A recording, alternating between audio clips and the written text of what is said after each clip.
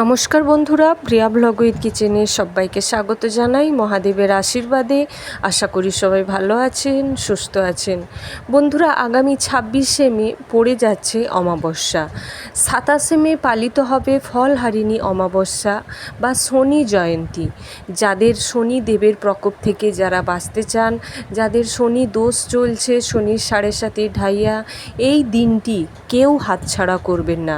এই দিনটি শুধুমাত্র এই 8টি জিনিস যদি দান করে দিতে পারেন, আপনাদের সারা বছর ধরে শনিদেবের কৃপায় আপনারা সোনায় সোহাগা থাকবেন। তার সাথে সাথে অবশ্যই জানাবো এই ফলহারিণী অমাবস্যাটি ঠিক কবে পড়েছে, কখন আপনাদের দান করতে হবে, কোন দিন দান করবেন আর কোন কোন জিনিসগুলো দান করবেন। তো বন্ধুরা, আসুন ভিডিওটি শেষ পর্যন্ত দেখুন। আশা করছি ভিডিওটি আপনাদের অনেক উপকারে আসবে। ভিডিও ভালো লেগে থাকলে অবশ্যই একটি লাইক করে অবশ্যই জয় শ্রী শনিদেব বা হর হর মহাদেব নামে কমেন্ট করতে ভুলবেন না। নতুন বন্ধু যারা আছেন অবশ্যই বলবো চ্যানেলটি সাবস্ক্রাইব করে পাশে থাকতে। এই ধরনের শাস্ত্র মতে কিছু ছোট ছোট টিপস বা টোটকা যা প্রতিনিয়ত দৈনন্দিন জীবনে আপনাদের নিয়ে আসবে এক আমূল পরিবর্তন। বন্ধুরা, শনির দোষ সকলেই একটা কথাই প্রচলিত আছে, শুনেইছেন যে তোর কি শনির দোষ চলছে, যে তোর এই রকম দিন দিন এই অবস্থা হচ্ছে, বা কথাটা আপনারা গুছিয়ে হয়তো শুনেছেন কখনো। তো কথায় আছে না, শনির দোষ যার ওপর দৃষ্টি পড়ে, বক্র দৃষ্টি যার ওপর পড়ে তাকে আর উঠে দাঁড়াতেই দেয় না।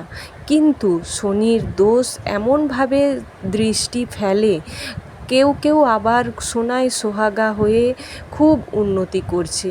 তো সেক্ষেত্রে বন্ধুরা, তারা ঠিক মতো নিয়ম পালন করছে, শনিদেবকে তারা আরাধনা করে পুজো দিয়ে সকলের পাশে দাঁড়িয়ে তারা ফল লাভ করছে। আবার কেউ কেউ শনিবার দিন অন্তত নিরামিষ আহারও কেউ কেউ গ্রহণ করছেন না, যার ফলে শনিদেবের বক্র দৃষ্টি সোজা তাদের উপর গিয়ে পড়ছে। তো এই অমাবস্যা তিথি শুরু কখন হচ্ছে আর কবেই বা পালিত হবে এই শনি জয়ন্তী বা ফলহারিণী অমাবস্যা? বন্ধুরা, শনি জয়ন্তী একটি বৈশাখী অমাবস্যা বা জ্যৈষ্ঠ মাসের অমাবস্যাটিকে বলা হয়। এটি বন্ধুরা সাধারণত বৈশাখী অমাবস্যা, কারণ বৈশাখ মাস থেকেই তিথিটি শুরু হয়েছে। এটি বন্ধুরা 26শে মে 2025-এর 26শে মে সোমবার বেলা সকাল 11টার পর থেকেই কিন্তু পড়ে যাচ্ছে এই অমাবস্যা। শেষ হয়ে যাচ্ছে কিন্তু মঙ্গলবার 27শে মে সকাল 8:13। যেহেতু বন্ধুরা সূর্য উদয় তিথিকে শাস্ত্রমতে বেশি প্রাধান্য দেওয়া হয়ে থাকে, সেক্ষেত্রে এই শনি জয়ন্তী পালিত হবে কিন্তু মঙ্গলবার দিন। আবার অনেকে যারা ফলহারিণী অমাবস্যায় রাত্রে কালী পুজো করে থাকেন, সেক্ষেত্রে অনেকে কিন্তু এই অমাবস্যা থাকাকালীনই সোমবার রাত্রেই পুজো করে নেন, কিন্তু মঙ্গলবারেও পুজো করা যায়। যেহেতু সূর্য উদয় তিথিকে প্রাধান্য দেওয়া বেশি, তাই যারা উপবাস করছেন মঙ্গলবার দিনটি সব থেকে শ্রেষ্ঠ। অর্থাৎ শাস্ত্রে বলা হয়েছে সূর্যোদয় যে তিথিটা পায়, সেটা যদি সূর্যোদয়ের পরে 5 মিনিটও থাকে, সেই দিনটি তার বলে ধার্য করা হবে। সেই দিনটি বিশেষভাবে আপনারা ব্রত উপবাস করতে পারেন। তো সকলেই বন্ধুরা মঙ্গলবার দিন পালিত করবেন শনি জয়ন্তী।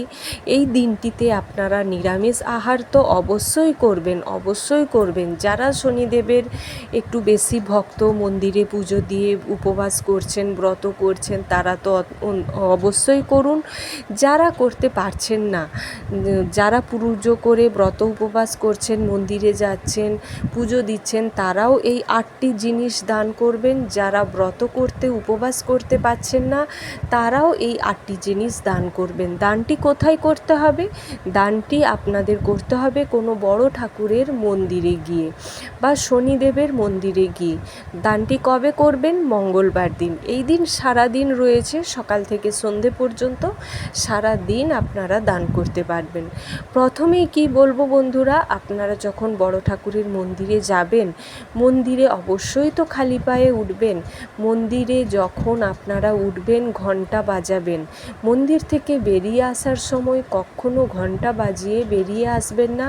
মন্দির থেকে যখন বেরিয়ে আসবেন কখনোই পিছু হয়ে আসবেন না, অর্থাৎ আপনারা পেছন দিকে হাঁটতে হাঁটতে মুখটা যেন আপনাদের ঠাকুরের দিকেই থাকে, অর্থাৎ আপনাদের পেছন সাইডটা ঠাকুরকে কখনো দেখাবেন না। শুধু শনিদেবের মন্দিরে কেন, কোনো মন্দিরে বা বাড়িতে ঠাকুর ঘরেও আপনারা ব্যাক সাইডটা দেখিয়ে কখনো বেরিয়ে আসবেন না।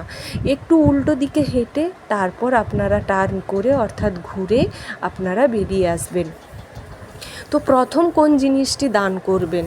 শনিদেবের মন্দিরে দান করার মধ্যে আমরা প্রথমেই জানি সর্ষের তেল দান করতে হয়।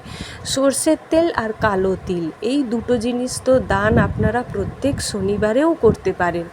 এই দুটো জিনিস দানের মধ্যে একটা মাহাত্ম্যই রয়েছে। সর্ষের তেল আপনারা যতটা পারবেন, কেউ 500 গ্রাম, কেউ 1 কেজি অবশ্যই দান করবেন। সর্ষের তেল যখন দান করবেন তার সাথে কিছু দক্ষিণা অবশ্যই দেবেন কিন্তু ঠাকুরমশাইকে। সর্ষের তেল হলো, তার সাথে কালো তিল হলো, তার সাথে পয়সা হলো বা দক্ষিণা হলো, এই 3টে জিনিস হলো। তার সাথে 4 নাম্বার জিনিসটি হলো বন্ধুরা কালো রঙের যে মাসকলাই, অর্থাৎ কালো রঙের জিনিসগুলো দান।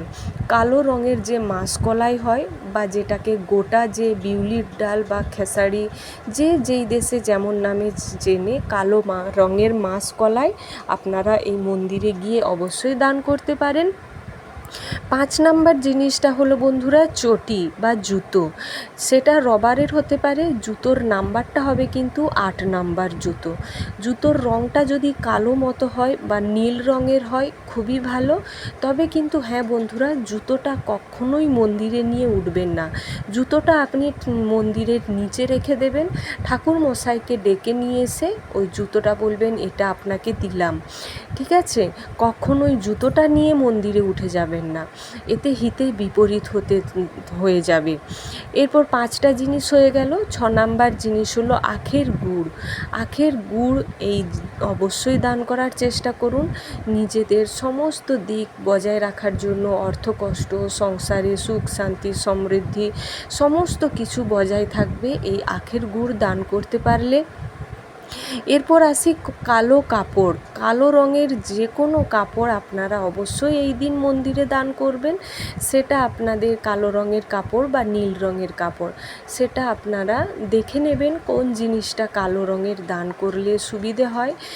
আপনি তো দান করছেন মানেই ঠাকুরমশাই নিয়ে যাবেন, তো ঠাকুরমশাইয়ের সেটা যেন কাজে লাগে সেই মতো আপনারা দান করবেন। 8 নাম্বার যে জিনিসটা হলো বন্ধুরা, তা হলো ছাতা, কালো রঙের একটি ছাতা।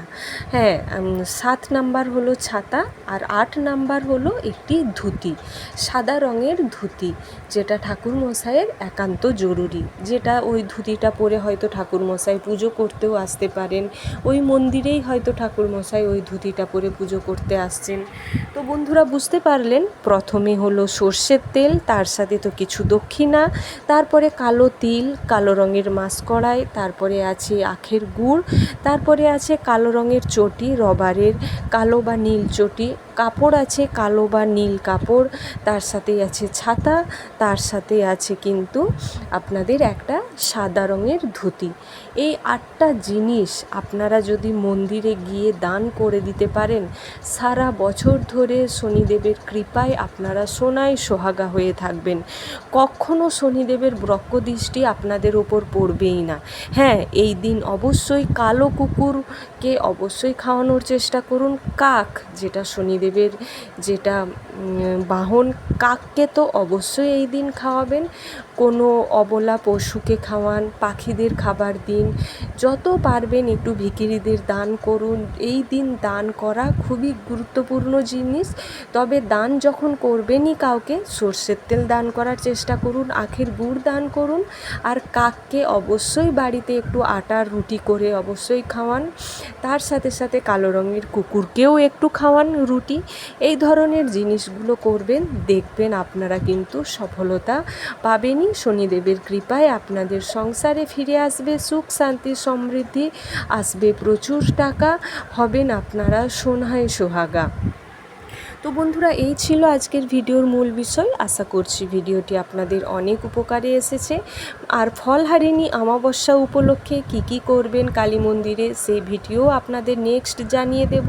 আজকের ভিডিওটি কেমন লাগলো অবশ্যই জানাতে ভুলবেন না। ভালো লেগে থাকলে লাইক শেয়ার কমেন্ট করুন।